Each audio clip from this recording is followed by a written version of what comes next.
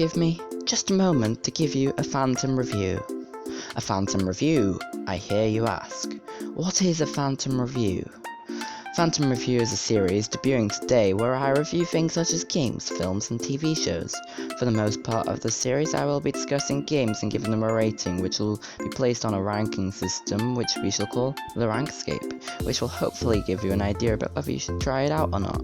Of course, remember that these are my own opinions, and therefore cannot be 100% accurate, unless of course you are me. Also bear in mind that I'm from Europe and will possibly use different versions than you, and therefore what you're purchasing might not be what I'm reviewing. Today, to kickstart the series, we'll be reviewing a 2012 game for the Wii U from Nintendo, Nintendo Land. It may seem weird that I start here, but weird is a theme you should be getting used to in that case.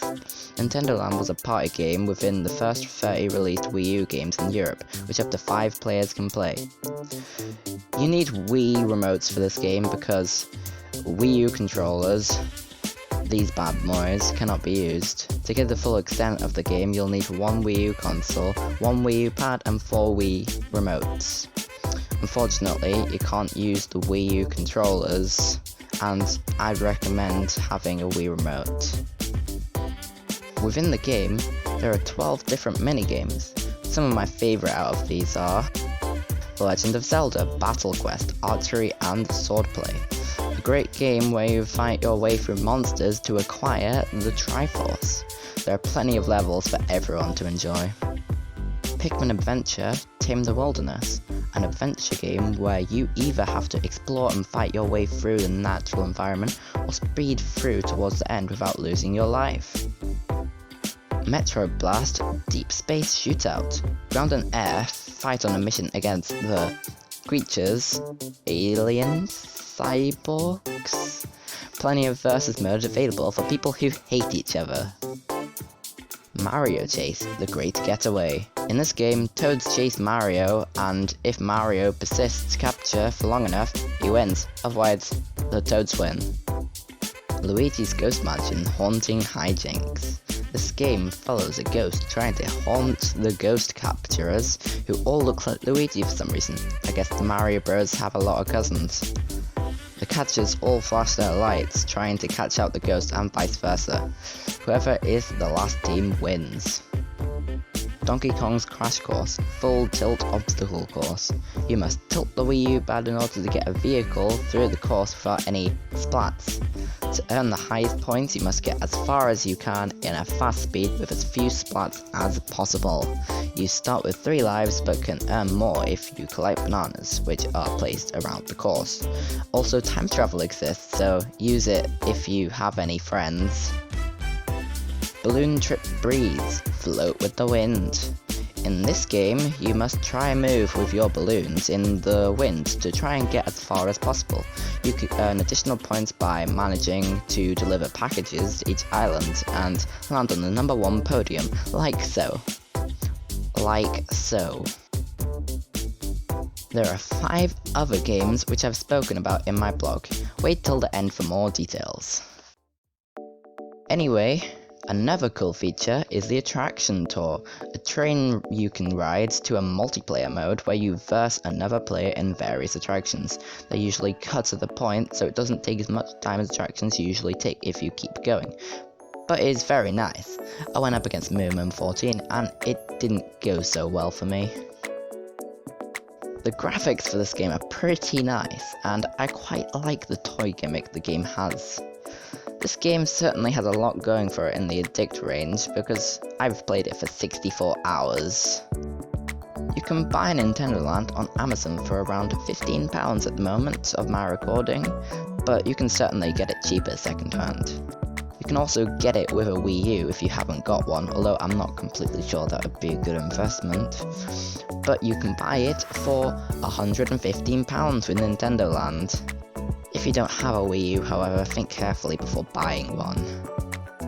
As for the controls of the game, I think they're pretty good and they do vary. They could have tried their best to update the game into being able to comply with the Wii U controllers, but it's over 7 years old now, and it's on an old console, so And so we make our way onto that time of the video that I like to call rating time, though I cannot promise that from this point forward that I will ever use those words together again. I have split the review into 10 categories: story, characters, individuality, music, enjoyability, difficulty level, challenges, design, issues, and value for money. Each of these 10 categories hold the possibility for 10 points, leading to the almighty final percentage we wish to find and place into the rankscape. So, let's go. Story. The story of the games which have a story, which would be Zelda, Metroid, Pikmin, Ninja Castle, and maybe Breeze. I'd say don't put much into the story, although they don't have to in order to put the enjoyment into the game, so I'm giving story a 4 out of 10. Honestly, I feel more of a story could have been added without much effort, and it could have given us a bit more content to just be generally happy about. Characters. The main character of the entire game is Monita, M-O-N-I-T-A, who is a floating monitor with hands and a nice cute face. He plays most of the character's villains in the main games except Zelda, strangely, and so I think he's a pretty nice character. I give his character, the only character I can really rate, an 8 out of 10. It could have had a little more of a role, I think. Maybe? Individuality. The game has the individuality of having lots of different mini-games from characters that everyone knows, and a few which people have never heard of, but want to give a shot, and so gives new players new experiences. These games introduce the idea that there would be games similar to this in the near future. For example, Pikmin 3 and Luigi's Mansion 2 came out after this was released. For this, I give the game a 7 out of 10 for individuality. There could have been a bit more to individualize the game from other party games, but it did have a nice difference inside of it all. Music. The music works very well with the style of game. The music seems particularly computer-like and it works with the toy aspect. However, I noticed that a large section of the music is reused music from previous parts of the game and other games.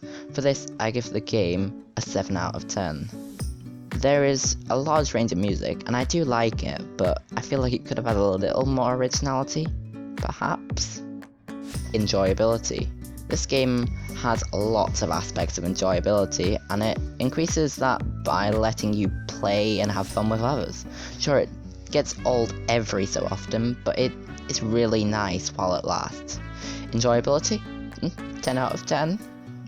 Sure. Difficulty level. Within the game, there is little option for difficulty. The closest thing for that is the advanced mode in Zelda, Metroid, and Pikmin. However, nothing ever starts outright hard, and it tends to get gradually harder as it goes on. You can measure this by how long you've got level-wise, or how long you've been playing it for. And so, I give the difficulty level a 9 out of 10. It's pretty good, but not perfect. Challenges. The game provides a certain amount of challenges, whether it be some giant dragon things sitting in a pool of lava or toads surrounding you for unexplained reasons. There are always certain big challenges that you must face in the games, and so the challenges in the game are sprinkled across. You must defeat the bosses in certain levels of Pikmin, Metroid, and Zelda, and you can easily get the hang of defeating them. The challenges do get harder. I was stuck on Zelda for some time until fairly recently, and for this, I give a 6 out of 10. Design? I love the toy robot gimmick of this game, but honestly, isn't exactly explained. Putting that aside, it is cute and nice, and isn't really given up through the game, and that shows commitment. Maybe it doesn't have to explain itself after all, so I give it an 8 out of 10. Issues. There are very few issues with the game, glitches wise. The only issues I have is with the controls and the fact that you cannot use the Wii U controller, and so I give it a 9 out of 10. Value for money.